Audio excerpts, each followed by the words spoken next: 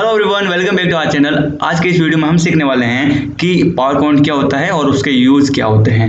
ठीक है, तो पावर पॉइंट हमें डेफिनेशन वाइज नहीं सीखना, जैसे कि मैंने आपको एक्सेल के इंट्रोडक्शन में भी बताया था, जो हमने सीखा था। जो पावर पॉइंट होता है वो किसी भी प्रेजेंटेशन को प्रेजेंट करता है, ये हम सब जानते हैं। लेकिन क्या हम उसके साथ कर सकते हैं, क्या क्या चीज़ें उसके साथ हम कर सकते हैं और क्या क्या चीज़ें इसमें होती है, वो सारी चीज़ें हमें पता होनी चाहिए। यानी कि आपको पता है कि कोई भी चीज़ इसमें प्रेजेंट करते हैं तो क्या आप कर सकते हैं?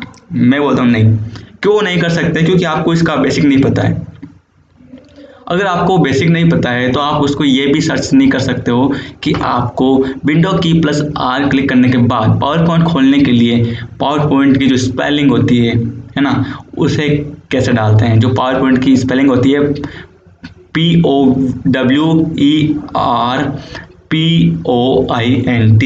वो बिल्कुल गलत है। हमें उसकी जो शॉर्टकट की है वो डालनी होती है power POWERPNT, then program run हो पाता है। यानी कि उस प्रकार हम पावर पॉइंट को खोल सकते हैं। तो छोटी छोटी चीज़ें अगर हमें पता नहीं है तो हमें सिर्फ डेफिनेशन पता होने से सीख नहीं सकते हैं, है ना। कोई भी चीज़ें सीखने के लिए हमें उसका बेसिक, उसके फंडामेंटल हमें पता होना चाहिए।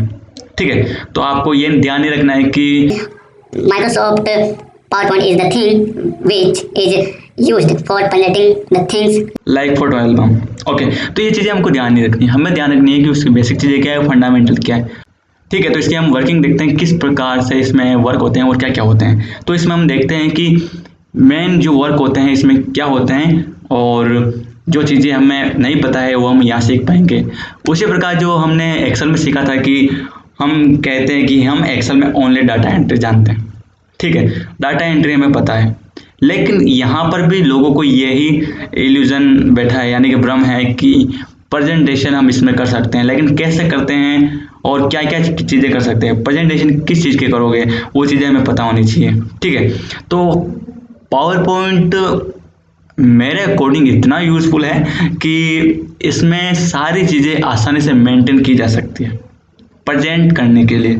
ठीक है, कोई भी बिजनेस प्रोफाइल हो, कंपनी, ऑर्गेनाइजेशन या फिर teaching, training, all the thing will be here in power point. ठीक है, तो हम सारी चीज़ें पावर पॉइंट में सीख सकते हैं।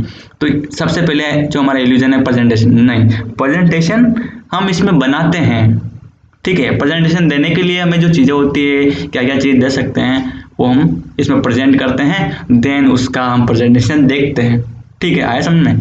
ओके, जो इसमें पहली चीज़ है वो है डिजिटल फोटो एल्बम।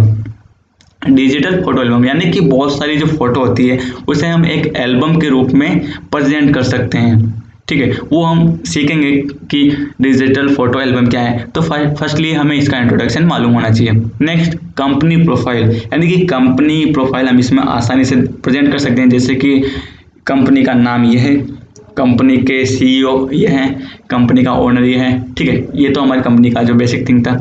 और कंपनी की स्टाफ में कौन कौन है और कंपनी में जो हो रहा है वो क्या हो रहा है और किस किस तरीके से हो रहा है, वो सारी चीज़ें इसमें हम प्रेजेंट कर सकते हैं। नेक्स्ट है स्केड्यूल। ओके, इसमें भी हम स्केड्यूल प्रेजेंट कर सकते हैं कि यानी कि जैसे हम कोई सेमिनार दे रहे हैं, ठीक है, वहाँ पर हम एक स्केड्यूल दिखा रहे हैं कि हमें इस समय पढ़ना है ना, इस समय ये करना है, हमें इस समय टेस्ट देना है, इस समय हमें रेस्ट भी करना है। तो वो सारी चीज़ें बता सकते हैं स्केड्यूल के रूप में। ओके, नेक्स्ट है ग्रीटिंग। ओके, ग्रीटिंग का मतलब होता है कि किसी को नमन या प्रणाम या नमस्कार करना। ठीक है, तो उसके लिए भी हम कर सकते हैं ग्रीटिंग। जैसे हम डेली बोलते हैं गुड मॉर्निंग, गुड इवनिंग, तो ग्रीटिंग कार्ड को हम आसानी से इसमें प्रेजेंट कर सकते हैं। जैसे कि गुड मॉर्निंग का कार्ड बनाया हमें और उसमें काफ़ी चीज़ें हम प्रेजेंट कर सकते हैं। ठीक है, एंड यहाँ देखिए एनिमेशन। ओके, एनिमेशन मेरे अकॉर्डिंग इस पूरे पावर पॉइंट में सबसे इम्पोर्टेंट, सबसे खास, सबसे यूनिक और सबसे करेंट चीज़ है। यानी कि एनिमेशन जो अभी चल रहा है, ठीक है, एनिमेशन एक ऐसी चीज़ है जो अभी जो प्रेजेंट में चल रहा है, सारी चीज़ों को प्रेजेंट करता है। एनिमेशन हम काफ़ी जगह देखते हैं, कार्टून्स में देखते हैं और स्लाइड्स में देखते हैं। ठीक है, वो सारी चीज़ें हम आसानी से पावर पॉइंट में प्रेजेंट कर सकते हैं। ठीक है, किसी भी ऑब्जेक्ट को हम लिविंग बना सकते हैं। यानी कि कोई भी एक बॉक्स होता है, ठीक है, क्या वो अपने आप चलता है? नहीं चलता है, तो हम उसमें लिविंग यानी उसमें लाइफ दे सकते हैं, वो उसे बोलते हैं एनिमेशन। वो सारी चीज़ें हम पावर पॉइंट में कर सकते हैं, ठीक है। एंड नेक्स्ट देखिए डिजाइनिंग। ओके, तो यहाँ एनिमेशन के साथ साथ डिजाइनिंग भी आसानी से की जा सकती है। ट्रांजेक्शन्स हम इसमें यूज कर सकते हैं पावर पॉइंट में। डिजाइनिंग जो मेंटेन होता है, ठीक है, उसे इफेक्टिव बनाने के लिए जैसे मैंने बताया कि animation is the part of success of power point, यानी कि ये एनिमेशन है वो सबसे इंपॉर्टेंट पार्ट है जो कि पावर पॉइंट को महत्व देता है, इंपॉर्टेंस देता है। तो हम पावर पॉइंट में डिजाइन कर सकते हैं, वो तो हम विनवर्ड में भी कर सकते हैं, है ना, कर सकते हैं। आप सभी को भी पता होगा अगर आपको विनवर्ड के बारे में पता है, ठीक है।